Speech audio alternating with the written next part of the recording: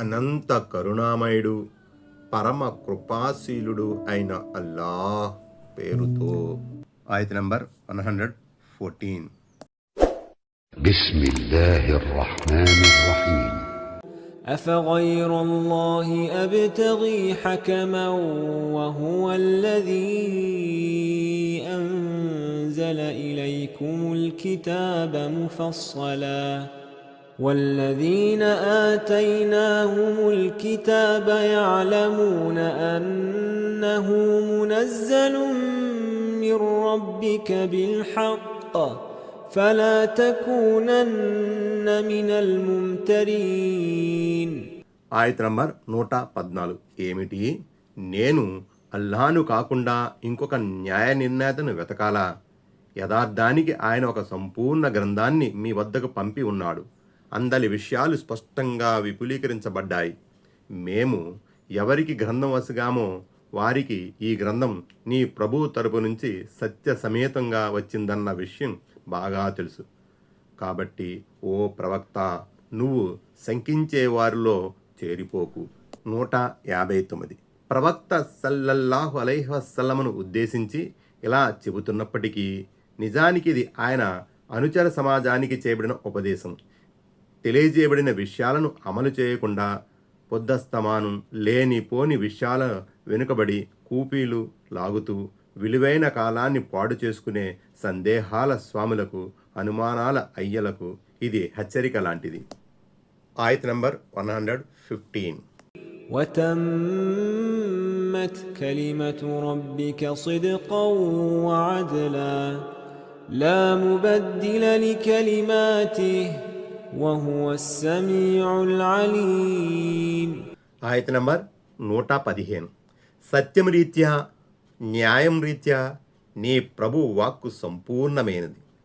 ఆయన వాక్కులను మార్చగలిగేవాడెవడూ లేడు. ఆయన ప్రతీదీ వినేవాడు, ప్రతీదీ తెలిసినవాడు. 160.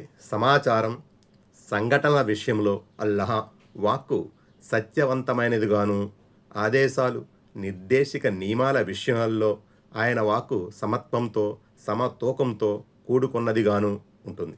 ఆయన ఏ ఆజ్ఞను, మరే చట్టాన్ని ప్రజాబాహుళ్యంలో ప్రవేశపెట్టిన న్యాయం, ధర్మాలను పూర్తిగా దృష్టి అందించుకొని మరీ ప్రవేశపెట్టాడు. మానవ శ్రేయస్సుకు దోహదపడే అంశాలనే ఆయన ఆదేశించాడు. లోకవాసుల ఎడల హానికరంగా మారే విషయాలను వారించాడు. కాకపోతే మానవుడు తన అవివేకం వల్లనో, సైతాను వలలో చిక్కుకున్నందువల్లనో ఈ యథార్థాన్ని గుర్తించలేకపోతున్నాడు. ఆయన వాక్కులను మార్చగలిగేవాడెవడూ లేడు. 161. దైవ ఆదేశాలను మార్చగలవాడెవడూ లేడు, ఎందుకంటే ఆయన్ని మించిన శక్తిశాలి జగతిలో ఎవడూ లేడు. ఆయన ప్రతీదీ వినేవాడు, ప్రతీదీ తెలిసినవాడు. 162. అంటే దాసుల మాటలను వినేవాడు, వాళ్ళ ఒక్కొక్క కదలికను కనిపెట్టుకుని ఉన్నవాడు, వాళ్ళ గుండెల్లో గుట్టును సైతం ఎరిగినవాడు ఆయన. దీని ప్రకారమే ఆయన వారికి ప్రతిఫలం ప్రసాదిస్తాడు. ఆయత నంబర్ 116. وإن تطع أكثر من في الأرض يضلوك عن سبيل الله إن يتبعون إلا الظن وإن هم إلا يخرصون. ఆయత నంబర్ 116. ఓ ప్రవక్త, భూమిపై నివసించే అధిక సంఖ్యాకులు చెప్పినట్లుగా నీవు మసలుకున్నావంటే వారు నిన్ను అల్లాహ్ మార్గం నుంచి అపమార్గం పట్టిస్తారు. వారు వట్టి ఊహలను అనుసరిస్తారు, కేవలం అంచనాలతో మాట్లాడతారు. 163. ఖురాన్ చాటి చెప్పిన ఈ సత్యం అన్ని కాలాల్లోనూ, అన్ని యుగాల్లోనూ నిజమైనట్లు మనం కనుగొంటాం. వేరొక చోట అల్లాహ్ ఇలా సెలవిచ్చాడు: ఓ ప్రవక్త, నీవు ఎంతగా కోరినా వీరిలో చాలామంది విశ్వసించరు. యూసుఫ్ 103. దీన్ని బట్టి బోధపడేదేమిటంటే సత్యంపై, సన్మార్గంపై నడిచేవారు వారు సర్వదా కొద్ది మందే ఉంటారు. కాబట్టి సత్యాలను ఎన్నడూ అధిక అల్ప సంఖ్యల ఆధారంగా చూడకూడదు. సత్యాలను ధర్మాలను పరికించడానికి నిత్యం దేవుడు ప్రసాదించిన ప్రమాణ నికషాన్ని గీటు రాయిని ఆశ్రయించాలి. ఏదైనా ఒక దృక్పథానికి ఒక పెద్ద జన సమూహం అనుసరిస్తున్నందున అది ఖచ్చితంగా సత్యం అయి ఉంటుందనో, లేక ఒక సిద్ధాంతాన్ని అవలంబించేవారు కొద్ది మందే ఉన్నందున అది బహుశా సత్యంతో కూడుకున్నది కాదనో అనుకోవడం పొరపాటు. ఇంకా చెప్పాలంటే దివ్య ఖురాన్లోని వివరణా తీరును బట్టి సత్యాన్ని ప్రేమించి సన్మార్గాన్ని నడుచుకునే వారి సంఖ్య తక్కువగానే ఉంటుంది. హదీస్ ద్వారా కూడా ఈ విషయానికి సమర్థన లభిస్తుంది. అంతిమ దైవ ప్రవక్త సల్లల్లాహు అలైహి వసల్లం ఈ విధంగా ప్రవచించారు: నా అనుచర సమాజం ఉమ్మత్ 73 వర్గాలుగా చీలిపోతుంది. వాటిలో ఒక్కగానొక్క వర్గం మాత్రమే స్వర్గానికి పోతుంది, మిగిలినవన్నీ నరకానికి పోతాయి. స్వర్గంలో ప్రవేశించే ఆ వర్గం ఎలా ఉంటుందో చెబుతూ ఆయన సల్లల్లాహు అలైహి వసల్లం ఇలా అన్నారు: ఆ వర్గం నన్ను, నా ప్రియ సహచరుల విధానాన్ని అవలంబిస్తుంది. అబూ దావూద్ కితాబుస్ సున్నహ్ షర్ ఉషున్నహ్ అధ్యాయం, హదీస్ నంబరు 4596. తిర్మిజీ కితాబుల్ ఈమాన్ ఆయత్ నంబర్ 117. إن ربك هو أعلم من يضل عن سبيله وهو أعلم بالمهتدين. ఆయత్ నంబర్ 117. తన దారిలో నుంచి పెడదారి తీసేవారెవరో నీ ప్రభువుకు బాగా తెలుసు. తన మార్గంపై నడిచేవారెవరో కూడా ఆయనకు బాగా తెలుసు. ఆయత్ నంబర్ 118. فكلوا مما ذكر اسم الله عليه إن كنتم بآياته مؤمنين. ఆయత్ నంబర్ 118. కనుక అల్లాహ్ ఆదేశాలపై మీకు గనక విశ్వాసం ఉంటే అల్లాహ్ పేరు స్మరించబడిన జంతువు మాంసాన్ని తినండి. 164.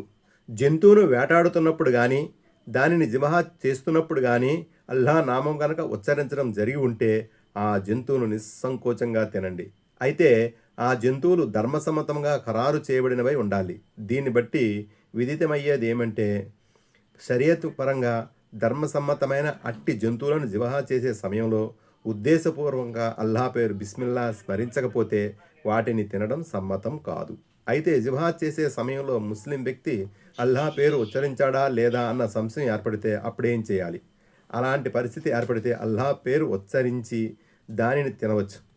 హదీస్ ప్రకారం హజరత్ ఆయిషా రజల్లాహు తఆలా అన్హా దైవ ప్రవక్త సల్లల్లాహు అలైహి వసల్లంను ఈ విధంగా అడిగారు: జనులు మా వద్దకు మాంసాన్ని కానుకగా తీసుకువస్తుంటారు.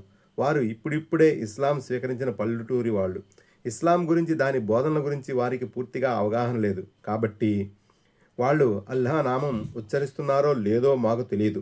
దానికి ఆయన సల్లల్లాహు అలైహి వసల్లం మీరు అల్లాహ్ పేరు ఉచ్చరించండి, తినండి అని ప్రబోధించారు.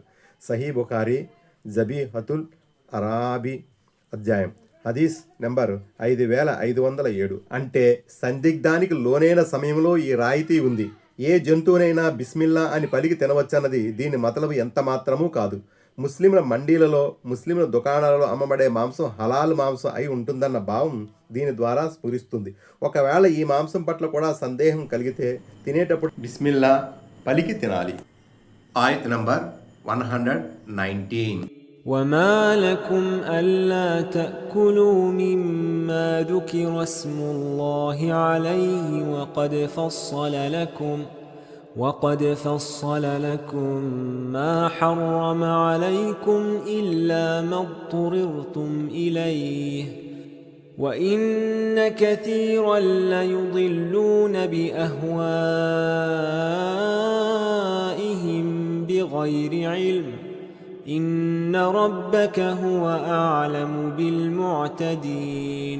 ఆయత్ నంబర్ 119. అల్లాహ్ పేరు ఉచ్చరించబడిన జంతువు మాంసాన్ని మీరు తినకపోవడానికి అసలు కారణం ఏమిటి? అల్లాహ్ మీ కొరకు నిషేధించిన జంతువుల వివరాలను ముందుగానే స్పష్టపరిచాడు కదా. గత్యంతరం లేని పరిస్థితుల్లో అవి కూడా ప్రాణరక్షణ కోసం నిషిద్ధ జంతువులు సైతం మీకోసం ధర్మసమ్మతం అవుతాయి. వాస్తవం ఏమిటంటే చాలామంది ఏ ప్రమాణము లేకుండానే తమ కోరికల ఆధారంగా జనులను పెడత్రోవ పట్టిస్తూ ఉంటారు. నిశ్చయముగా నియమాలను ఉల్లంఘించే వారిని నీ ప్రభువు బాగా ఎరుగు. అల్లాహ్ మీ కొరకు నిషేధించిన జంతువుల వివరాలను 165 వాటి వివరాలు ఈ సూరాలోనే రాబోతున్నాయి.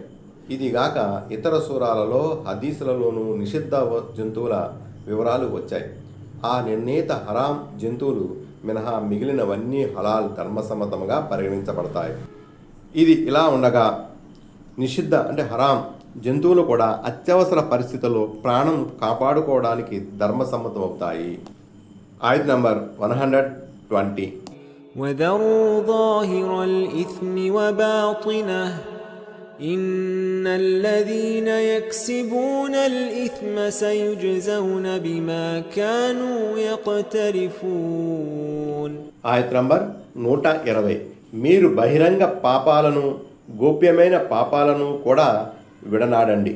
పాపాలకు ఒడిగట్టే వారికి అతి త్వరలోనే వారు చేసుకున్న దానికి శిక్ష పడి తీరుతుంది.